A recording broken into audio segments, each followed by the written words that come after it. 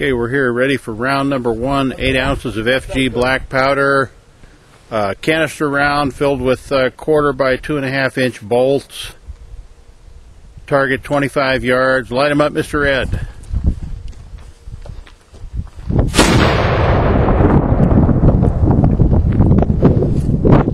Well, I guess we hit it that time and the bolts went in sideways. Let's go down and look at the damage.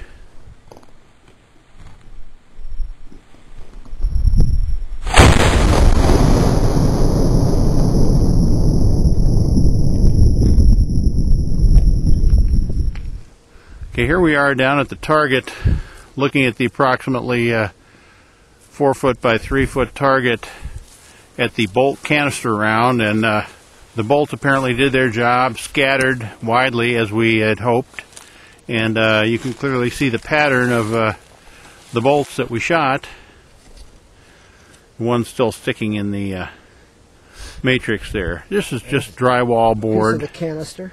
Oh, that's a piece of the canister round, the sabot, isn't it? Yep. Okay, piece of this. Oh, that's a piece of plastic that went through there. There we go. That's the same piece of plastic.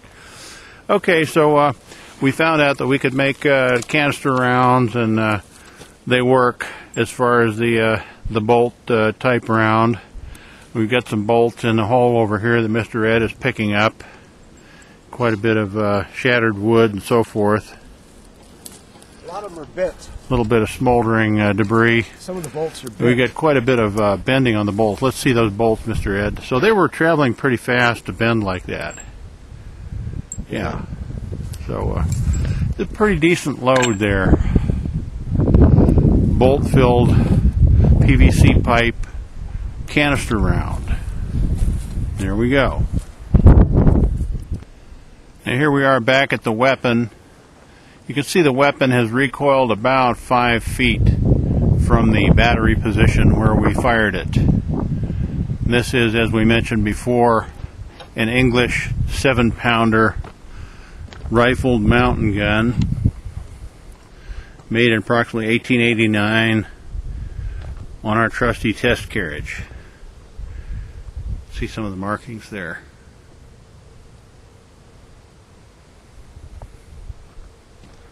The barrel weighs approximately 250 pounds. Our test carriage weighs approximately 250 pounds. Because the configuration of the pallet was about like this. Yeah, we had a full-size pallet before we shot that round, and I think the bolts kind of did it in, and that's why all this wood debris is behind. Kind of done a number on this pallet. It was nice and intact before we started, and yeah, it was a new pallet. Kind of knocked the whole corner off that. Here, bolts up here in the dirt. A lot of bolts up there. Okay. Ready? Ready.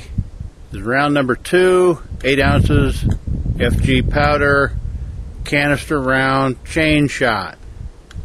Range 25 yards. Fire in the hole. I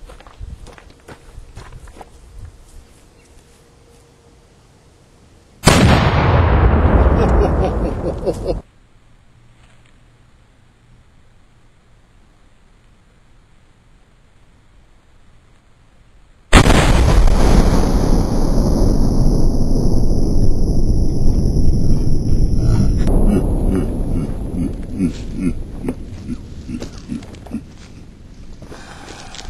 There's not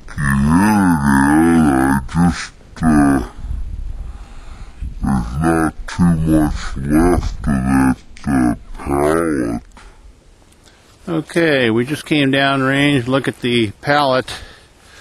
The pallet was in perfect condition when we started, and we got little bits of chain embedded in it now. The chain that didn't puncture the pallet. I guess a lot of it went right through the middle.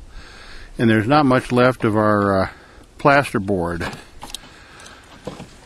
You see any pieces of chain? Yeah, there's some pieces of chain here and there. Okay, there's a hunk of it that Ed found up there. There's another hunk of it, but it broke up pretty well. It was in one slug when you put it in there, wasn't it? Yeah. Yeah, it was in one piece. And you can see the chain embedded in the pallet. And there's some up here. It kicked up quite a bit of dirt when it hit there, didn't it? Yeah. Yeah. It just So that'll be pretty exciting when we put that in slow motion, I think. So here's our little pallet that's all crunched up by the chain shot round. Little piece of chain everywhere, Ed says. There you go. More here, more there. Well, let's do another one. That was fun. The weapon recoiled about 6 feet on that last shot. Shot number 2 of chain shot canister.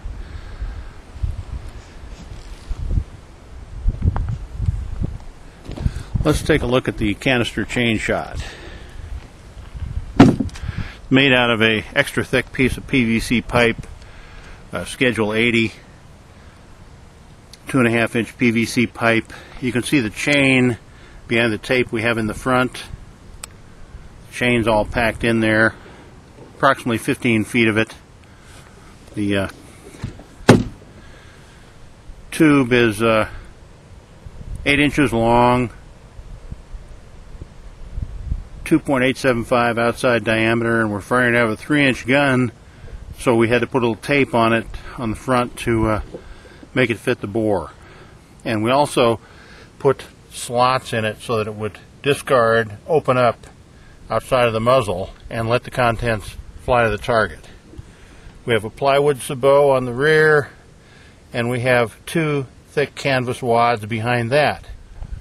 Okay, ready to fire round number 3 with the English 7-pounder rifled mountain gun, 3-inch bore, 9 ounces FG powder, 1 round canister. This will be chain shot canister, range 25 yards. Light 'em up, Mr. Ed.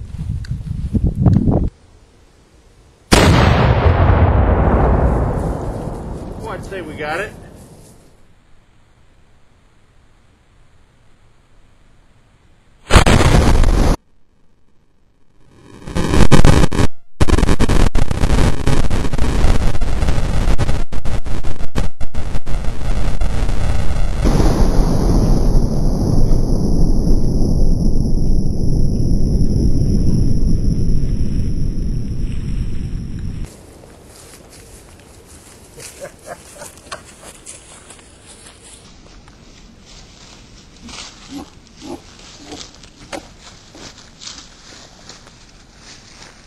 Go up and look at the damage. Nothing, just lift it off the ground. It did lift the pallet up. Well, we had very early sabot separation. We see holes dug in the ground here where the sabot petals came off immediately out of the muzzle, which is of course desirable for a canister round. Now we'll go down and look what happened to our hapless pallet. We have some smoldering residue here. This appears to be the piece of canvas from the rear of the projectile. Another smoldering piece of canvas. And this pallet was pretty much brand new, but it's otherwise now, it was brand new. And we got some big holes in it. You can see the chain, pieces of chain embedded in the pallet and hanging off the pallet. Now this chain made a pretty deep impression over here. The chain bounced off, but now that chain is hanging on. This one's sunk right in. Quite a bit of chain there. Now that's sunk in, didn't it? Yeah. Look sunk in a good 1/4 inch. Yeah, this one over here too. That stuff sunk in, so. Down here. Pretty effective anti-something load. I don't know anti-what. Anti-pallet, I guess. That's what we're doing today. Destroying pallets. That's all we really ever intend to do with this stuff. Is have fun and make smoke and make noise, right? We've done a good job at that. We have done it. And there's Mr. Ed examining the pallet. Smile, Mr. Ed. Thank you. Okay.